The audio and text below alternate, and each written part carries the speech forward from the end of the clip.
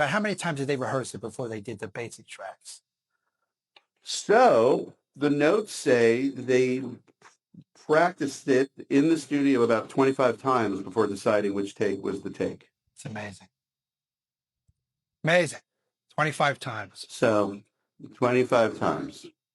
And somewhere along the lines, there was an argument, and with Paul storming off. And but at the end, where it's like, she said, I know what it's like to be, I know what it's George and John going back and forth. Not that they couldn't both do it at the same time with multi-track recording, but well, it's totally. You don't think that was on purpose? Would have hurt Paul. Oh yeah, of course. Paul would have sung 100% if he was there. Oh yeah, they carried on. Oh yeah. Well, what's interesting is that John did carry on, and I think that's one of the things that we learned from the Get Back, right? When we saw John in the studio, and I was struck by, he was really. First of all, we found out. I think we definitively can say that Yoko did not have anything to do with the breakup. Okay, Yoko's presence there didn't seem to be a problem at all. And for what I was checking out.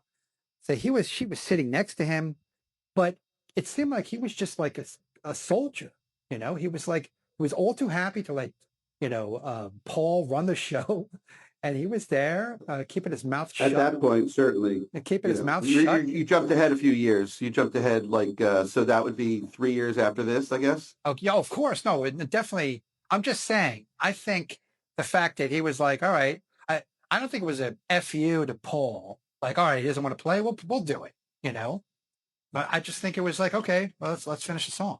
They had a job to do. It was a working situation. They were working.